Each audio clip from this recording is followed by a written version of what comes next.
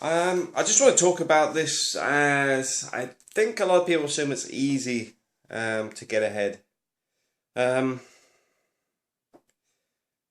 this is now March, and in the last month, I've had 4 training courses put on me, plus a tight deadline on another contract, plus not being able to get home every weekend due to flight prices and stuff because of the holiday season. The school holidays pushed the prices up by about 4 times.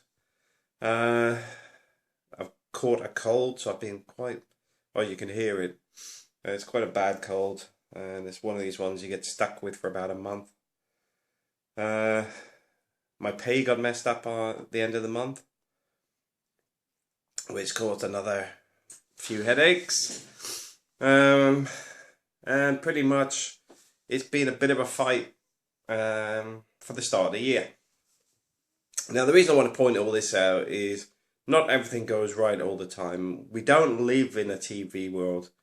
The TV world markets itself as everything's perfect. They edit out the bad bits, but the fact is, you need the bad bits to keep a reality on things. For me, this is a difficult month, but I've still managed to bank €2,500 into the buying our first property in Spain fund. On top of that, because I didn't get all my pay this month, I've still got another £400, it's probably about €700, maybe maybe 500-600 euros, which will go onto that 2,500 at the end of the month, plus maybe another €2,000. So within 2 months, we've already got over €5,000 banked for the first property.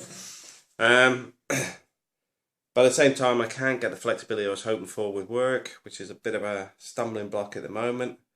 But you can either take this all as a negative or look at the positives. I'm stuck in the UK. I can get home about one weekend or two at the moment. So I study. I'm doing another college course, Institute of Leadership Management Level 4. So it's not wasted time. I've also decided to get a bit healthier. So I ordered a juicer today because since I have extra flight money, because I can't actually fly, I have some extra disposable income and purchase something useful. And the reason I bring all this up is there is a pattern to all this. I'm actually listening to an audiobook at the moment which follows a similar sort of line to the way I do it, and it was for similar reasons. Many years ago, I was unhappy with the way things were financially, and just I found life in the UK dull and stagnating. The guy who wrote the audio book actually went bankrupt and lost everything. The whole point is it's going back to zero. The reason it's relative to both of us is we decided to change everything around us on that day. And you'll find most people that have gone into wealth management and suddenly went from day-to-day stuff to being very focused on changing the way they live has had a defining moment that they can actually tell you what changed them and the way they lived. The first thing I want to say is there's always going to be €2,000 in my bank minimum. The reason for that is my emergency fund. Emergency fund is something that you always have access to and should always be available and not spent on anything else. So that was the first thing I had to do when I got back to work, was basically create a emergency fund, as our finances got a bit tight in Spain.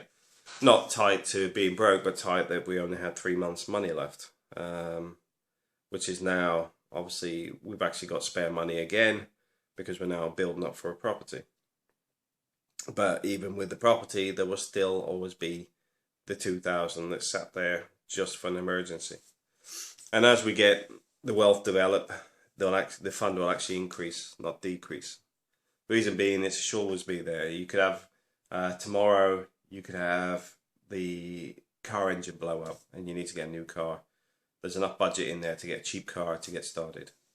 I've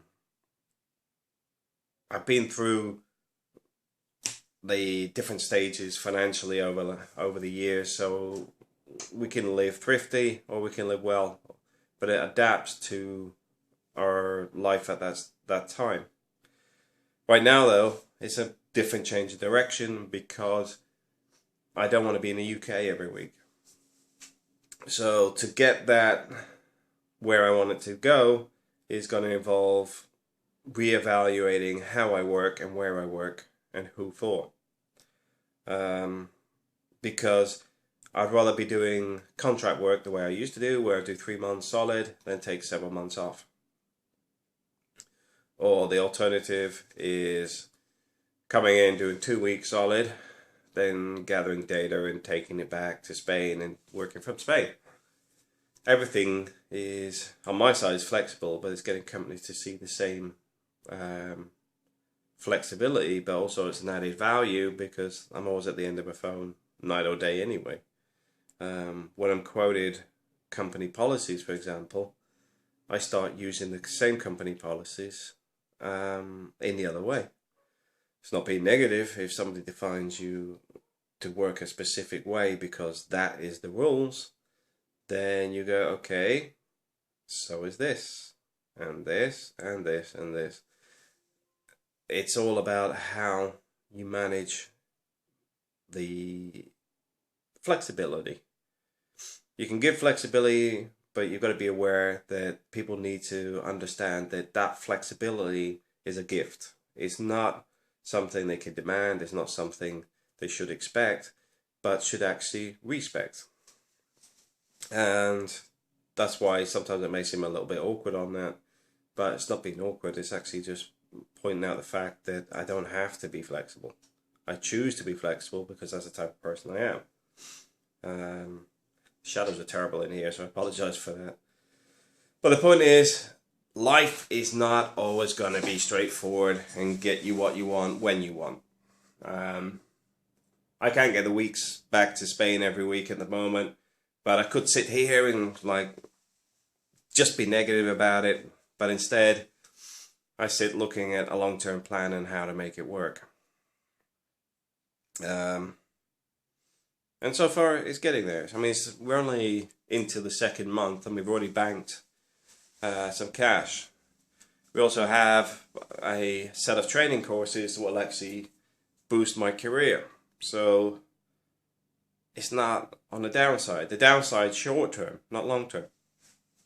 Long term, I could go to consultancy and work 2 or 3 days a week.